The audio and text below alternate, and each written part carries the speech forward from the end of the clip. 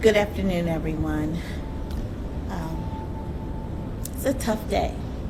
It's a tough day for us here in Prince George's County because just a few short days ago, we lost a young mother of two, Sharita Cristwell, or Rita, as her mother called her, and her friends. Back, a Maryland family mourning after their loved one was allegedly shot and killed by the father of her children days after getting released from jail. Investigators now trying to piece together what happened after the domestic violence incident. Fox 5's Tisha Lewis joining us live from Landover with more on this case. Hi, Tisha. Hi there, and lawmakers saying that today is a tough day because they are talking about this case. Police identifying the victim as 29-year-old Sharita Cristwell. Her deceased body found in that apartment complex across the street behind me. The accused killer, no stranger. She celebrated her 29th birthday on June 6th, 2025. She had her daughters, she had her business. She had finally started choosing herself. 29 days later, she was gone. He told me he would never, ever hurt my daughter. And he did it. And you could see the rage in his eyes. I'm sorry. This feeling, this pain that I have, it will never go away. The man who murdered her had already shown the world exactly who he was. He had already put his hands around her neck. He had already been arrested. He had already been released. And 4 days before he pulled that trigger, he was on the phone with her mother, telling her he wanted to marry her daughter. He said, "Ma, I'm sorry, and I love you. I love your daughter. I'll never do it again." 4 days later, he killed my baby. Before we get into what happened, I'd give you a moment to subscribe and turn on post notifications. This is the story of Sharita Cristwell, a woman who did everything right, and a system that let her down. Sharita Cristwell was born on June 6, 1996. Her family called her Rita, and that name carried warmth with it. You could feel it in how they said it. She had two mother figures in her life, Garice Nabinet, her biological mother, and Joyce Cristwell, her adoptive mother, the woman who raised her into adulthood. Two women who loved her. Two women who would both be shattered by what came next.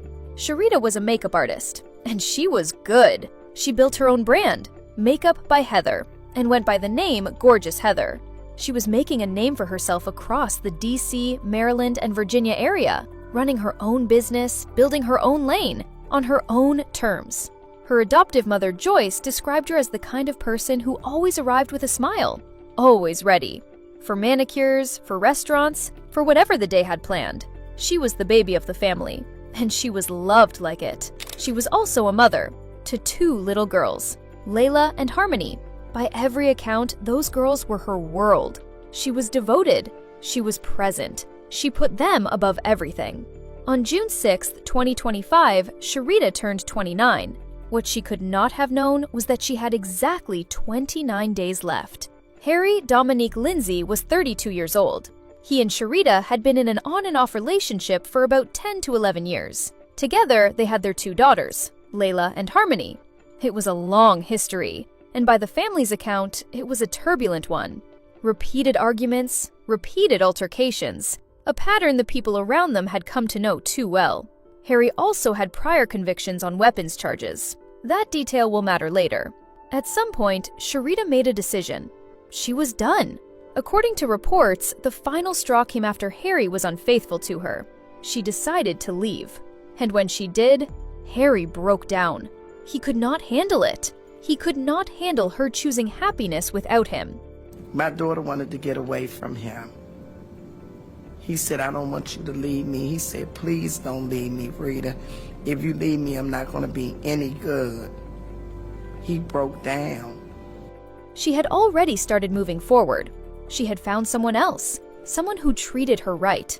Her sister would later say from the podium, "I am happy that my sister got a chance to experience love.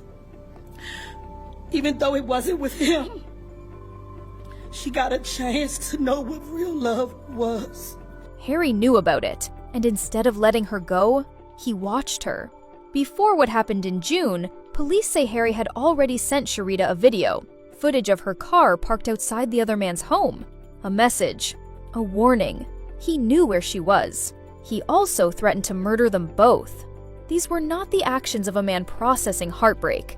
These were the actions of a man who had already decided what he was going to do. After he was released, Harry reached out. Not to Sharita, to her mother.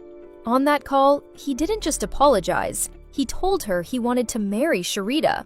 Grace, who is a mother before anything else, asked him directly, "If you love my daughter that much, why did you put your hands on her? And if you wanted to marry her, why hadn't you done that before they had 2 children together?"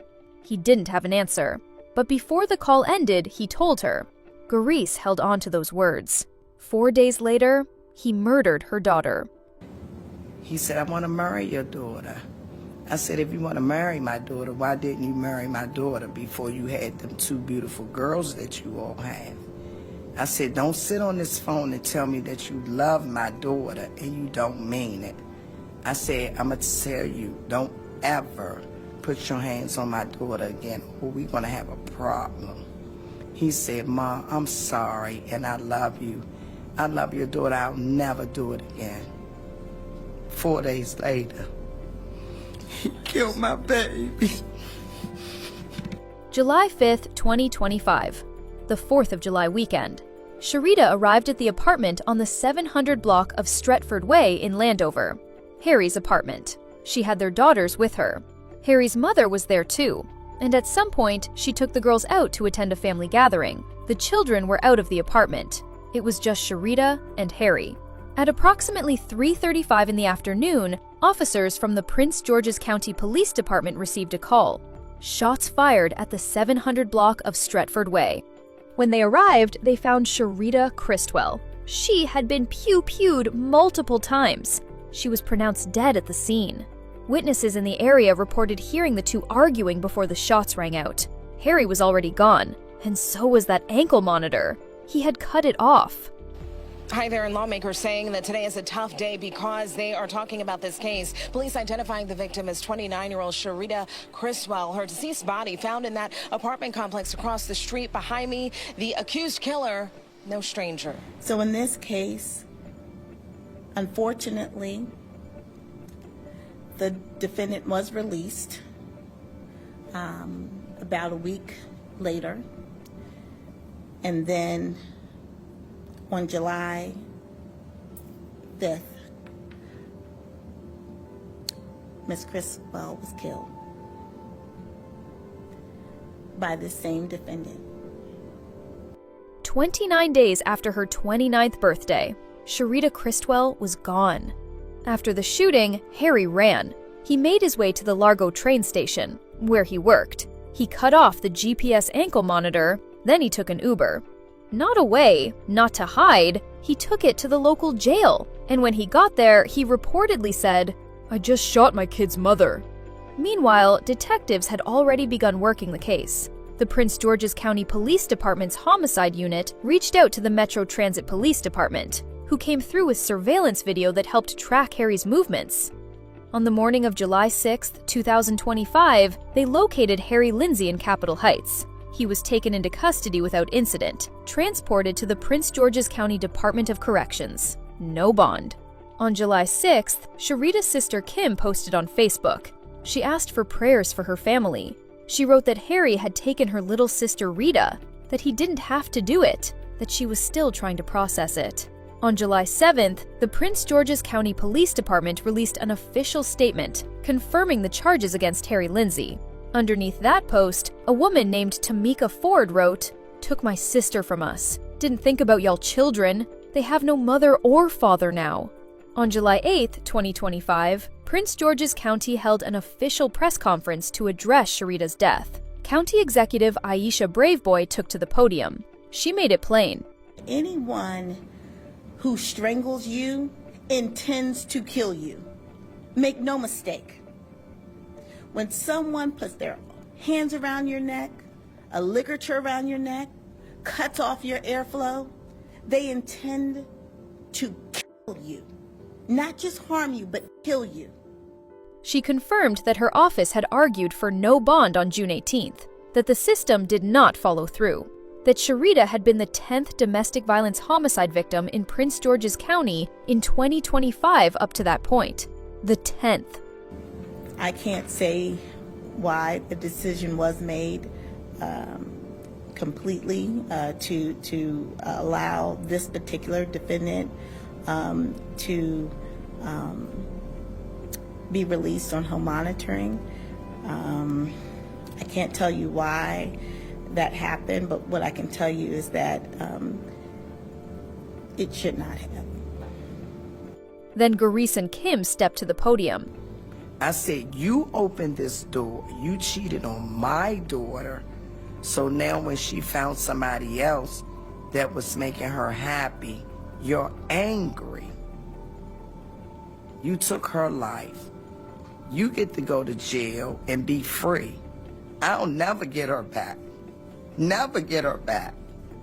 He told me he would never, ever hurt my daughter. And he did it. And you could see the rage in his eyes. I'm sorry. This feeling, this pain that I have, it will never go away. I have to deal with this for the rest of my life.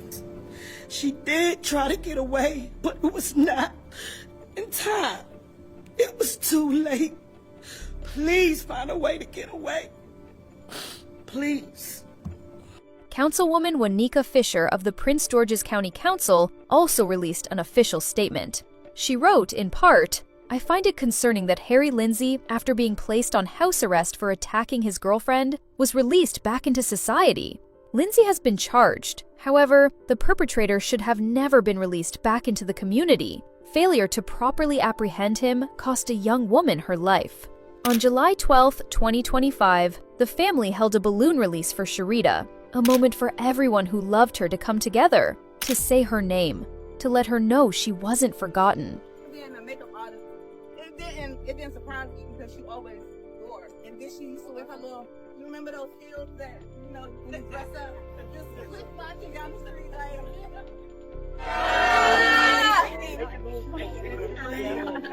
Love you, sis. Straight up pretty. Watch over all of us. Every last one that's standing out here in the front gets live. She gonna miss you. Don't be up there making all those stupid faces up, girl. On July 13th, her sister Kim posted again.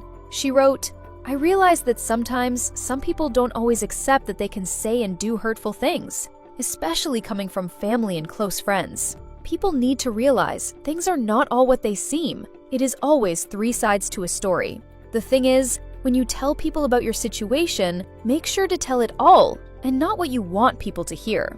Whether that post was directed at the narrative around the case, at people in their circle, or something else entirely, we cannot say for certain. What it does remind us of is this: in every situation like this, the full picture is rarely visible from the outside, and grief doesn't move in a straight line. On July 29, 2025, Sharita Cristwell was laid to rest. The service was held at Faith City Central, 2261 Oxen Run Drive, Temple Hills, Maryland. In the weeks that followed, her mother, Gaurice, posted, "Sharita, Mommy loves you. You will be truly missed but never forgotten. I can't stop thinking about you, my beautiful angel." Harry Dominique Lindsey remained in custody on a no-bond status, charged with first and second-degree murder. The prior assault charges from June 16th remained on record alongside everything else. When the trial finally came, Harry took the stand. He admitted to pewing Sharita, twice. But his defense? He said it wasn't planned.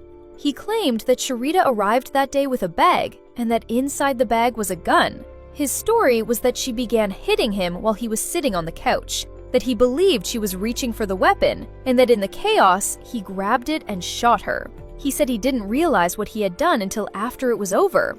Prosecutors didn't buy it. They introduced the body camera footage from the June 16th domestic violence call, showing the marks on Sharita's neck.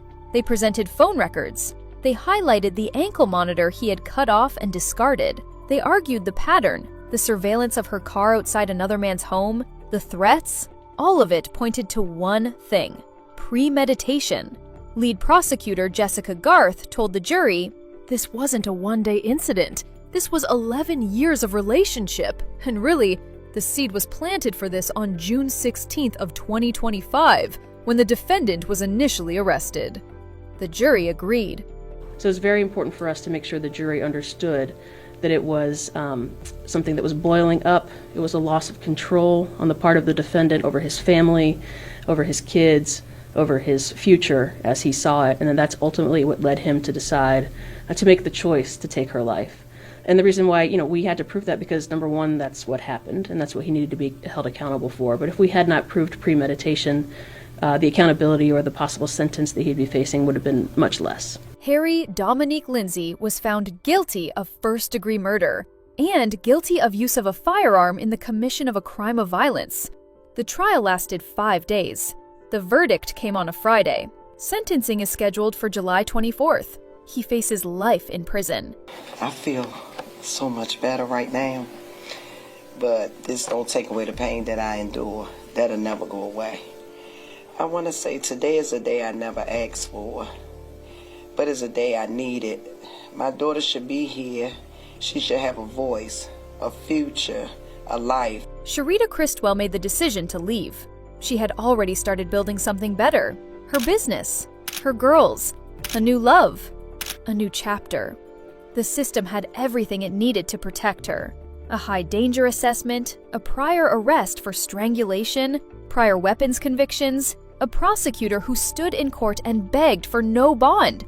And still, the protection wasn't there when she needed it most. Prince George's County State's Attorney Tara Jackson said after the verdict, "This case reinforces an important message to anyone suffering from domestic violence abuse.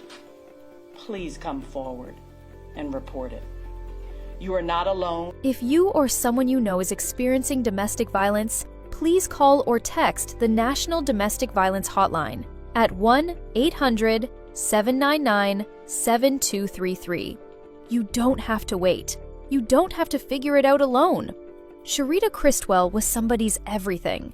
She was Rita, and she deserved to make it to 30. Rest well, Rita.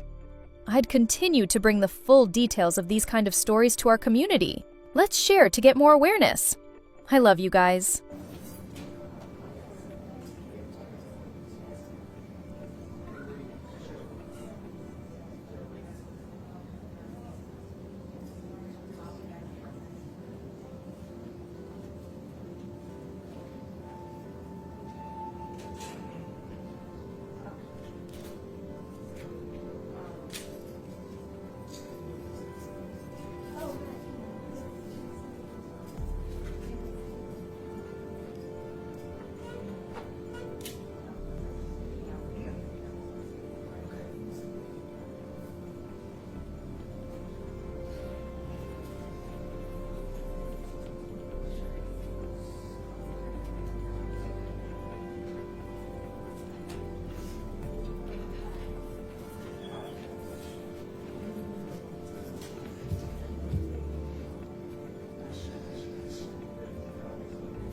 Good afternoon, everybody. Everybody all set? My name is Brian Fisher, and I'm the manager of the Media Relations Division for the Prince George's County Police Department. I'd like to welcome you all here today. Before we get started on this day of talking about domestic violence and how it affects so many people in our area, I would like to let you know that we have pamphlets that are available to the press. Prince George's County offers a number of resources for domestic violence victims. I'd like to bring up now our county executive, Aisha Braveboy.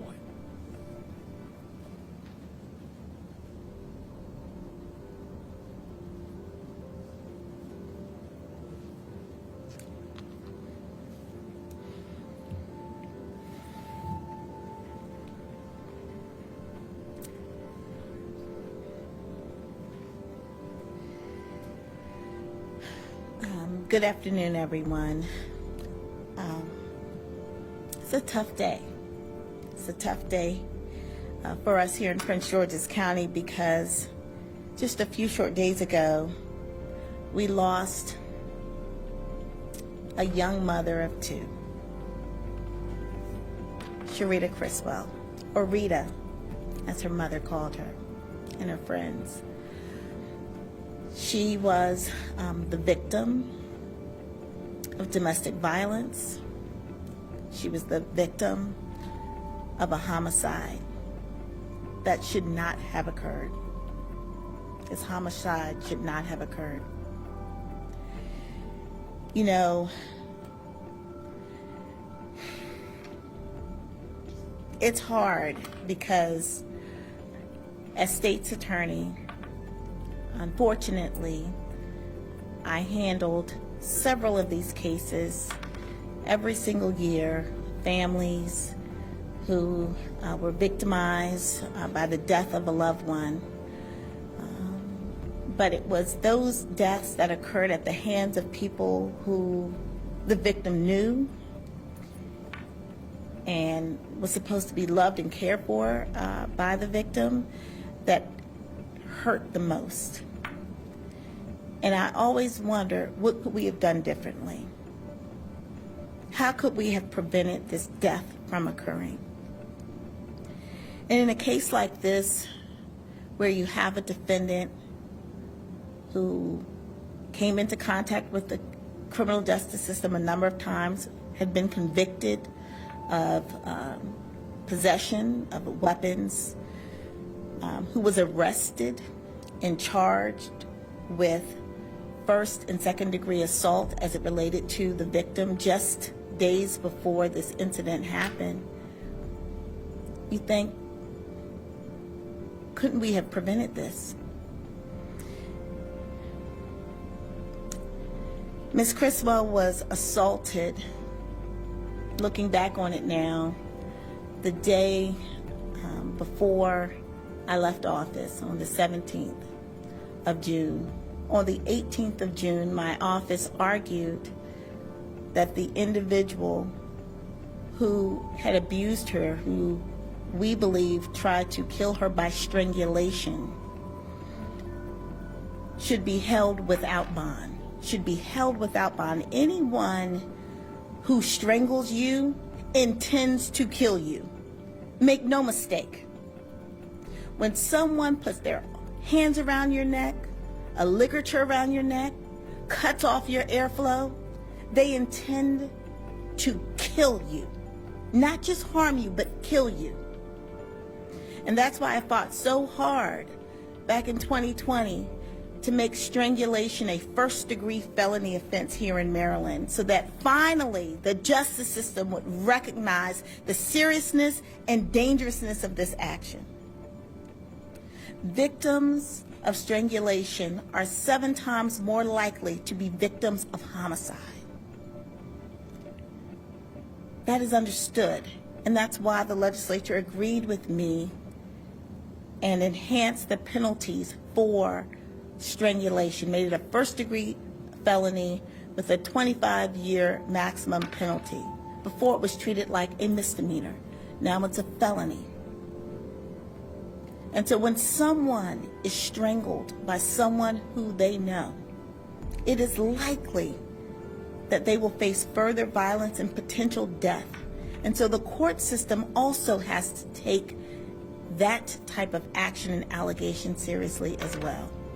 And that's why my office and the current state's attorney also believes very strongly that strangulation is the type of offense that requires our judicial system to ensure that our victims are protected, And we absolutely must, again, ensure that victims of this type of violence don't have to encounter their abusers, don't have to live,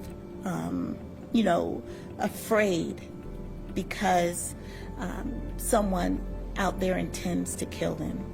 So in this case, Unfortunately, the defendant was released about a week later, and then on July 5th, Ms. Cristwell was killed by the same defendant.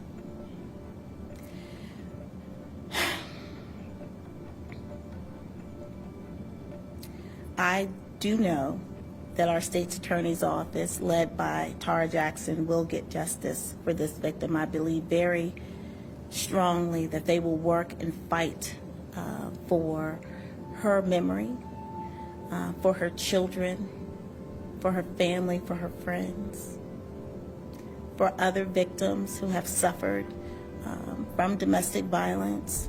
Unfortunately, she serves as an example of what can happen. Please, if you are a victim of domestic violence, don't stay. Don't stay. It does not get better. It only gets worse. And if you are a victim of strangulation, please seek help. Please know that you have a criminal justice system that will stand behind you, that we will believe our victims, that we will fight for them every single day, that we have resources available to assist you to get away from your abuser. And I know it's tough being in situations where you may have children in common, or you may live together, or you've been with the person a long time. We understand the inclination to even care about the abuser. We understand that. But you gotta care about yourself more. You gotta care about your children, your family. You gotta care about the people who are positive in your life, who love you. You gotta care about you more than the person who's abusing and hurting you. And so we'll talk about the circumstances around this case. I know that our Assistant Chief, George Nichols, along with members of his team and members of the Bladensburg Police Department, will talk about how we got here.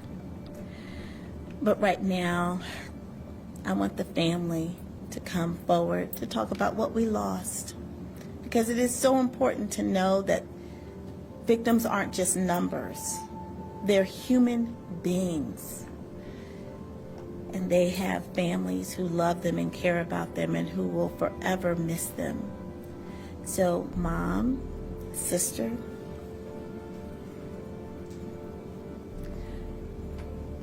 if you can come up, state your name, and then talk to them about your daughter. Okay. Good afternoon. My name is Sharita Cristwell. I'm Sharita Cristwell, biological mom. I was on the phone with her once Harry Dominic Lindsey came home from trying to strangle my daughter. He said, "Ma, I want to talk to you about something." I said, "Okay, I'm going to listen." He said, "I love your daughter." And I said, "If you love my daughter, why would you put your hands on my daughter?" I said, "That was the wrong thing to do." He said, "What do I need to do?" I said, "You both need to go to therapy and try to fix this." He said, "I want to marry your daughter." I said, "If you want to marry my daughter, why didn't you marry my daughter before you had them two beautiful girls that you all have?"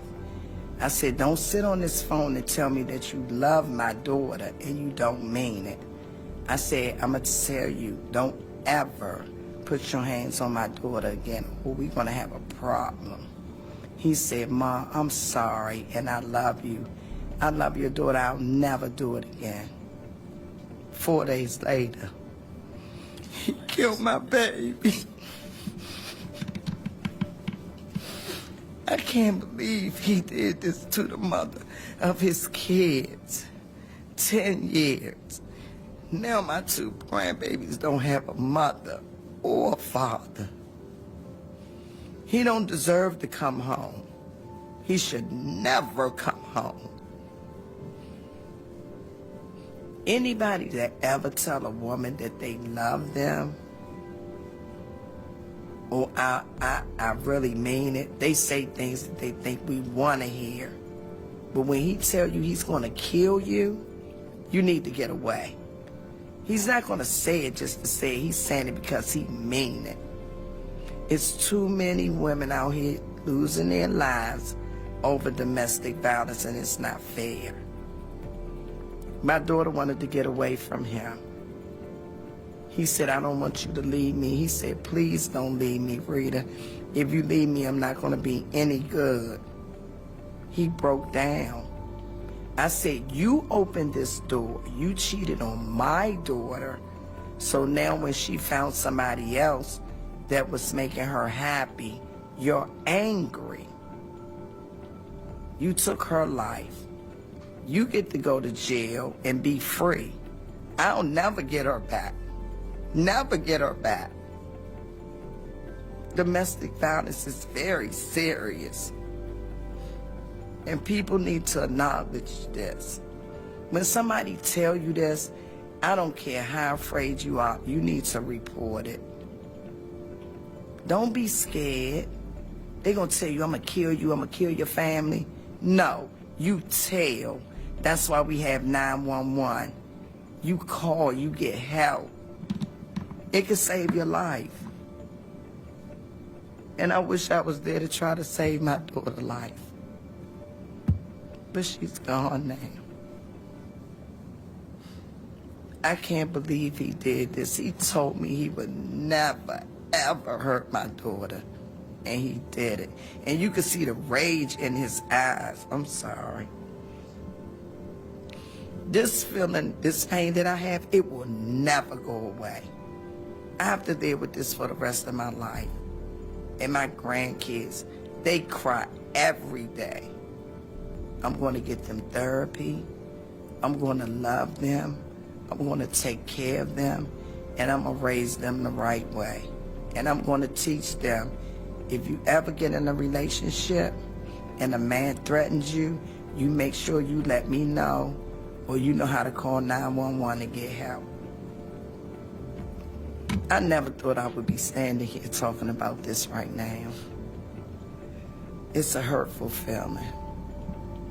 But ladies and gentlemen, you have to understand domestic violence is very serious. Don't be afraid. Speak out and tell your truth. And it could save your life. Hello, everybody. I'm gonna try to be calm. Sharita Cristwell was my little sister. My mother, Joyce Cristwell, adopted Sharita Cristwell.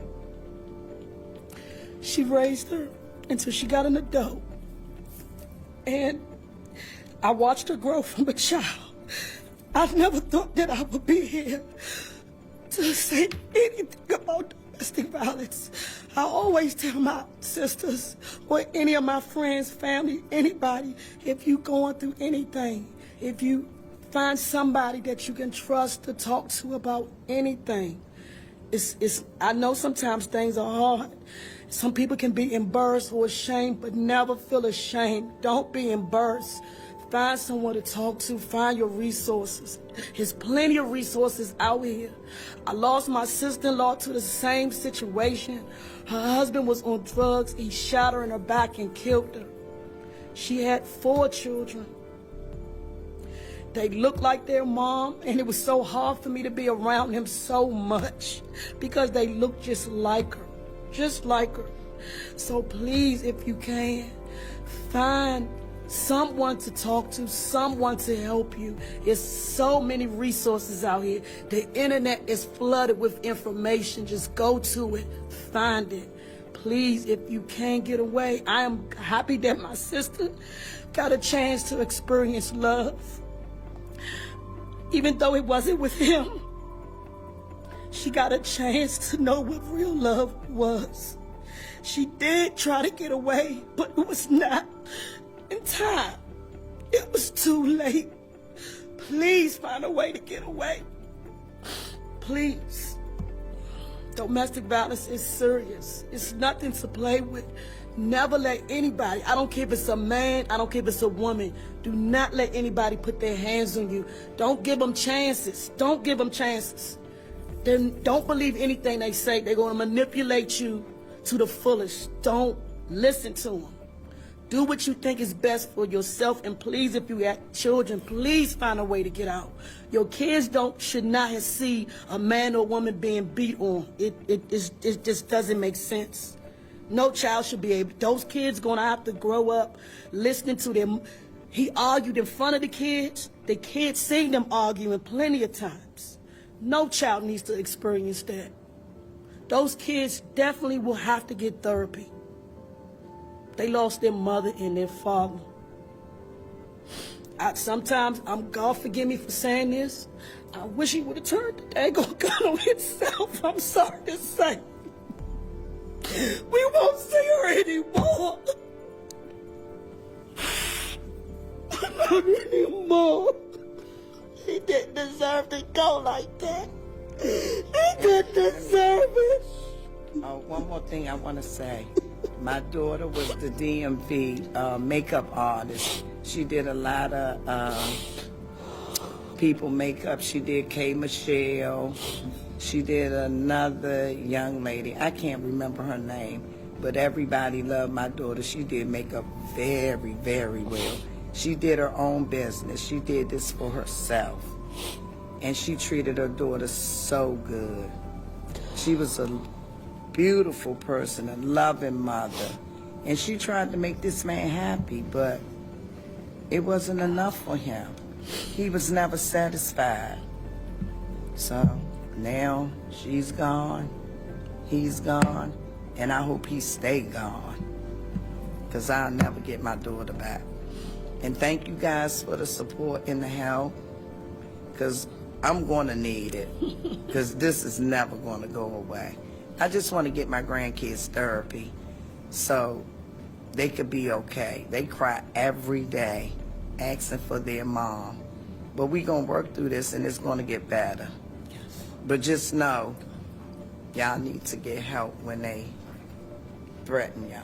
Thank you. Thank you. I couldn't agree more with all of the sentiments just expressed by the family. Now I will turn the podium over to Assistant Chief George Nichols.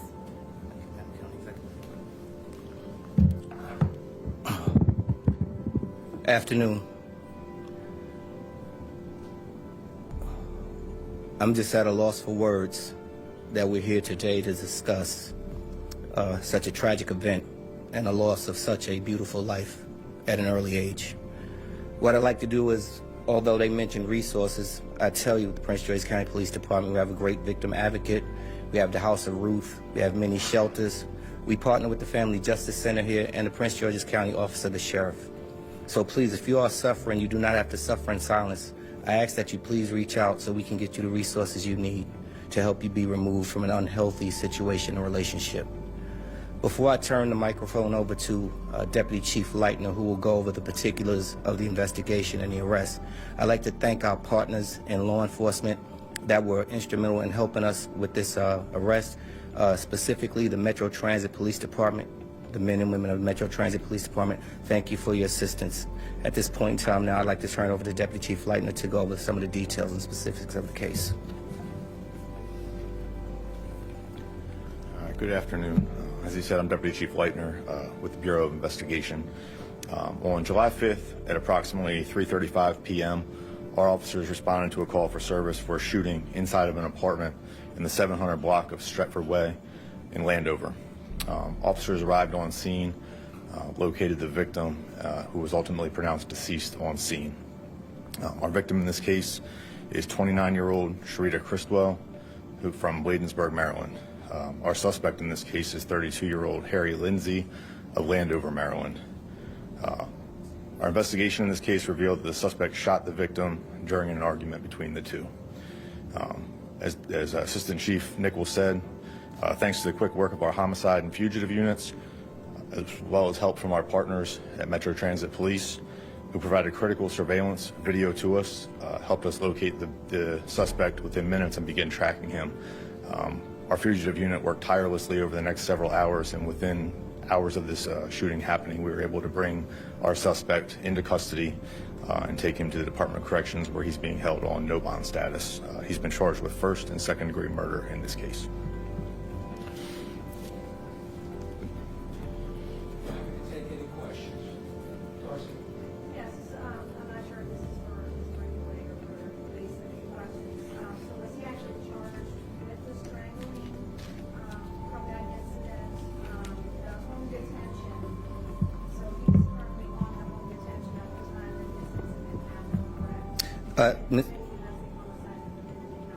So, Ms. Spencer, to answer your questions in order, yes, he was charged for the strangulation in Bladensburg, and I do have Assistant Chief Cedric Dickerson, who will speak to that as the Chief of Bladensburg. In regards to the domestic violence homicides, there have been a total of 10. All 10 have been closed, 9 by arrest, and 1, unfortunately, an exception where the suspect took his own life during that incident.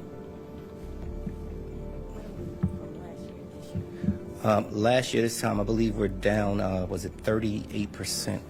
It's like 37%. So we have a very sharp decrease in domestic-related homicides, but still one homicide, domestic homicide is one domestic homicide too many.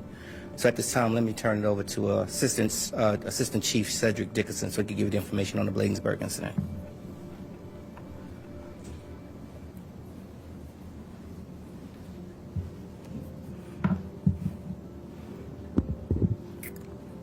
As stated, my name is Deputy Chief Cedric Dickerson with the Bladensburg Police Department. On behalf of Chief Tyrone Collington, we want to express our sincere sympathy to the family. This is a tragic and unnecessary event that should not have ever occurred.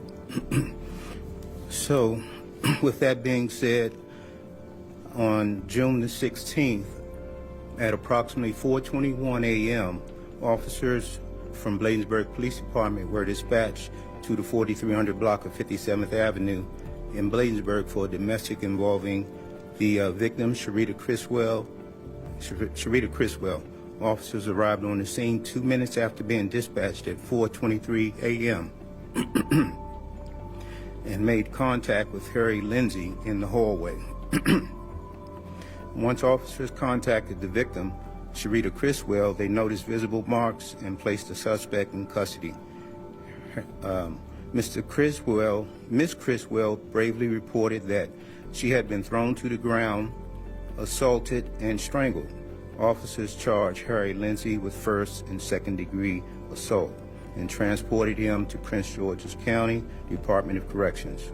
Officers also provided the victim with information and access to domestic violence counseling services, enrolled her in VineLink, and completed domestic violence lethality assessment to support her safety. Just to say, we are very heartbroken about this incident. It was very tragic, the loss, and it was very devastating to all of our community. Our hearts go out to the victim's family and loved ones as they navigate unimaginable grief. We mourn with them and reaffirm our commitment to protecting victims of domestic violence and holding offenders accountable.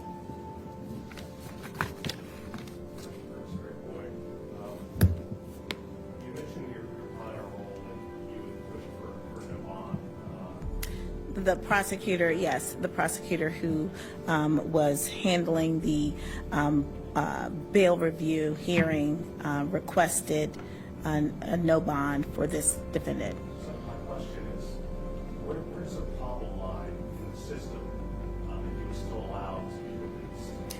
And what can your office do to fix it? So, obviously I'm no longer a state's attorney.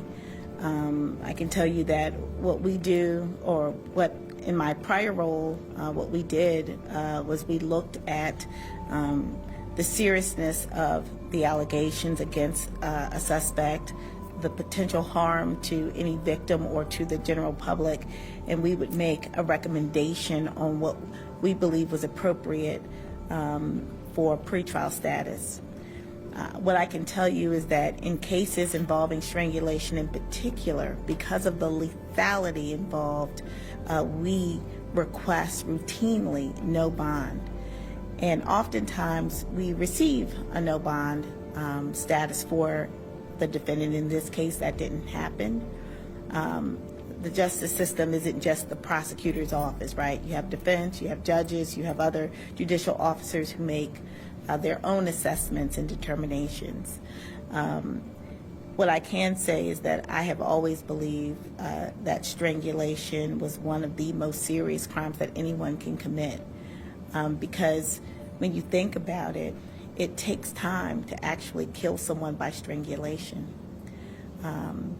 And what you'll hear from strangulation victims often is that those who survived said they were unconscious for a moment, or, you know, they felt, you know, that they had, they felt like they were going to die. The person who's applying that level of pressure on someone means and intends to kill them.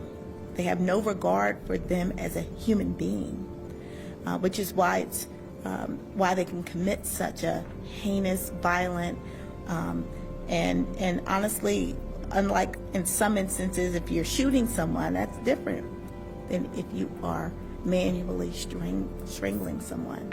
So just that act alone is just so heinous that anyone who's willing to do that is someone who is a danger, not only to the victim, but potentially to others.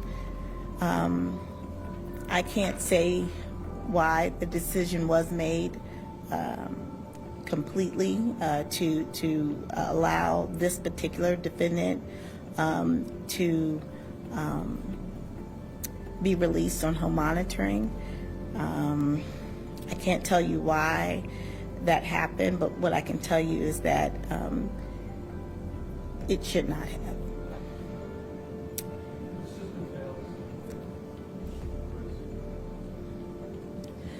I think that domestic violence is very complicated, as I mentioned. I think that our system has to do a much better job of understanding victims and victimhood and what's needed in order to protect victims. I believe that if this defendant were locked up, this victim would still be here. Ms. Cristwell's mother mentioned that her daughter and Mr. Lindsey were together about 10 years. Do you know at what point their relationship had ended? I don't know exactly when, but they were not in a relationship at the time. That's my understanding, that they were not in an intimate relationship at the time of the incident.